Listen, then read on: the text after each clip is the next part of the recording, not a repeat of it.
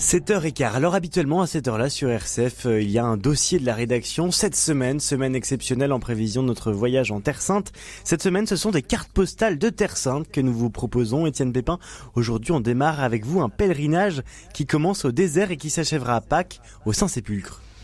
Et oui, Pierre-Hugues, la Terre Sainte, c'est le 5e évangile. Bethléem, Nazareth, le lac de Tibériade, le désert du Néguev, Jérusalem. Pour les chrétiens, partir en pèlerinage, vous le savez, en Terre Sainte, c'est marcher dans les pas du Christ, là où l'Ancien et le Nouveau Testament se rejoignent, là où Dieu s'est incarné, où Dieu s'est fait homme, où Jésus est mort et ressuscité. Aller aux sources de la foi, traverser les paysages de la Bible, vivre une conversion et repartir missionnaire. Pour comprendre la démarche de tous les pèlerins du monde entier qui viennent ici en Terre Sainte, je suis allé marcher moi-même sur les pas de Jésus avec le père Jackie-Marie l'Ermite, le président de l'Association nationale des pèlerinages. Il nous explique le sens du pèlerinage en Terre Sainte.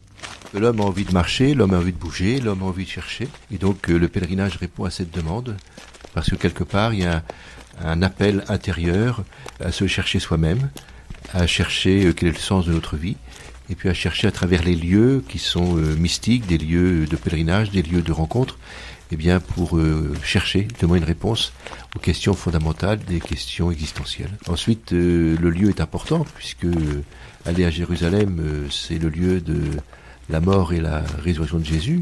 Aller à Bethléem, c'est le lieu de sa naissance. Visiter les lieux où Jésus est passé, c'est mieux comprendre le mystère de Jésus dans notre vie. Donc chaque lieu dit quelque chose, un aspect du message de Dieu.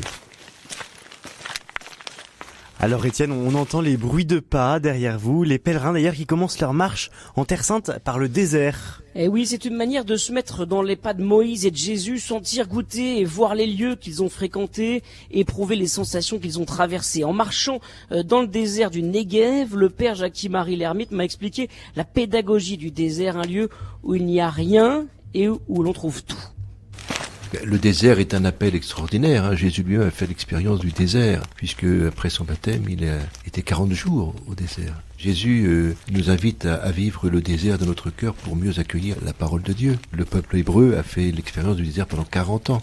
Donc ce désert, il nous parle parce que dans un monde agité, dans un monde de bruit, dans un monde où tout est le confort très matérialisé, le désert nous renvoie à nous-mêmes, nous envoie au silence, nous envoie à nos propres questions. Et donc cette soif qui est dans le cœur de l'homme peut trouver aussi des réponses dans le désert. En faisant le désert, c'est pour ça qu'on est vulnérable parce qu'on est fatigué par la marche, vulnérable à cause de la chaleur, vulnérable parce qu'il faut faire attention à soi pour la nourriture et l'eau, mais à travers cette fragilité humaine se dit le mystère de Dieu. Voilà, du désert, je suis progressivement remonté vers Jérusalem, le but ultime des pèlerins en Terre Sainte. Et Étienne, on va changer d'ambiance. À Jérusalem, vous avez rencontré des pèlerins des 4 coins du monde. Oui, un soir au Saint-Sépulcre, j'ai rencontré Marie et Jean-Baptiste, un jeune couple français qui venait d'arriver à Jérusalem. Après leur mariage, ils sont partis de Vézelay vers la Terre Sainte à pied. Pendant presque un an, ils ont parcouru plus de 5000 kilomètres, traversé 12 pays. Ils sont partis avec presque rien, abandonnés à la providence, vers les sources de leur foi. Jean-Baptiste raconte. On n'avait pas beaucoup d'idées très précises de ce qu'était un pèlerinage. Ou en tout cas, c'est très loin de l'image de la procession qu'on peut voir dans une ville. Voilà. Mais en tout cas, peut-être une des dimensions les plus fortes qu'on a expérimentées, c'est la rencontre en fait avec les gens. Et en fait, on a pu faire ces rencontres dans tous les pays. À chaque pays, c'était différent parce que selon les contextes, on n'a pas demandé l'hospitalité aux mêmes personnes. Dans les pays chrétiens, on a beaucoup compté sur le réseau des paroisses, des presbytères. Et dans les pays non chrétiens, forcément, on s'est dirigé vers les gens, les habitants. Ça, c'est une des dimensions les plus marquantes. En tant que couple, on est très heureux de faire cette route ensemble. Et c'est bon pour la construction de notre couple. Mais ça suffit pas. On s'est vraiment rendu compte que les journées où on faisait moins de rencontres étaient un peu plus arides. Voilà, on entend Jean-Baptiste qui chuchote dans le soir du Saint-Sépulcre. Pendant leur pèlerinage, Marie et Jean-Baptiste ont fondé leur couple sur la prière. Une prière simple pour les personnes qui leur étaient offertes de rencontrer, en lisant la Bible, en continu aussi, jusqu'à l'incarnation de leur lecture avec l'arrivée en Terre Sainte. Marie.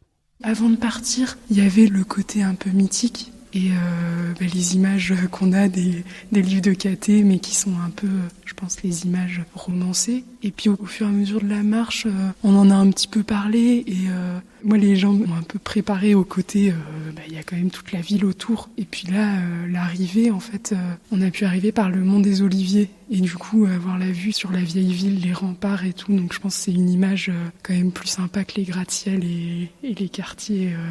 C'est assez incroyable parce que du coup on loge dans la vieille ville, près des lieux saints et on est plongé vraiment dans l'ambiance, quoi. Et moi je suis étonnée en fait de voir à quel point c'est préservé et en même temps complètement vivant, quoi. Donc c'est pas une ville musée et je trouve ça très beau au point de vue spirituel mais aussi la découverte, quoi. Voilà, pour Jean-Baptiste, l'arrivée à Jérusalem a été particulièrement saisissante, il témoigne. En tant que chrétien, c'est un nom qui évoque beaucoup de choses. C'est toute la vie du Christ. Donc c'est là où notre foi prend sa source. Et puis il y a aussi ce nom dans l'Apocalypse, la Jérusalem céleste. Et donc on parle aussi de pèlerinage sur notre vie terrestre. C'est quelque part, il y a une symbolique aussi d'avancée. On a fait cette marche en couple. Donc il y a une progression aussi de couple à faire. Donc il y a beaucoup de symbolique là-dedans. Et Étienne, un pèlerinage en Terre Sainte, c'est le pèlerinage d'une vie pour les chrétiens.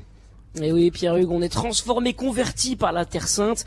On y part pèlerin, on revient missionnaire, nous explique le père Jackie-Marie l'Ermite.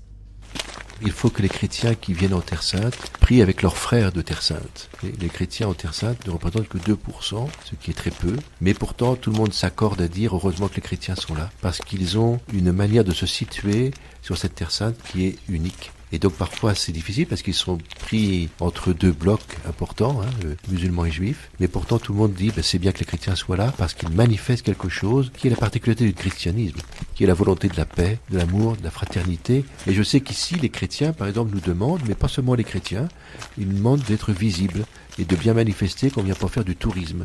Un pèlerinage, c'est pas du tourisme avec quelques obstacles spirituels. Le pèlerinage, c'est vraiment une démarche profonde, une volonté de dire on va aux sources de notre foi, voir des frères chrétiens qui sont missionnaires pour nous qui venons en pèlerinage. Ils nous témoignent de leur foi et nous, ça nous renforce dans notre foi pour qu'en revenant dans notre pays, en France, eh bien, nous soyons capables, comme eux, nous qui ne sommes pas encore minoritaires, capables de témoigner comme disciples de Jésus dans notre pays.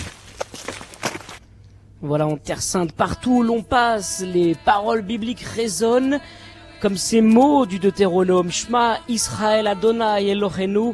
Écoute Israël, le Seigneur est un. Shema Israël. Merci beaucoup Étienne Pépin. Étienne, où nos pas nous emmèneront, où vos pas nous emmèneront-ils demain ? Demain, nous irons à Masada. Nous irons rencontrer un scribe qui vit encore cette tradition d'écrire chaque jour la Torah. Il nous racontera sa vocation particulière. Ce sera à écouter demain à 7h15, les cartes postales de Terre Sainte, toute cette... RCF est une radio de proximité. Votre radio locale vit grâce à vos dons. Soutenez votre radio. Faites un don en ligne sur rcf.be. Radio Don RCF, la joie de donner.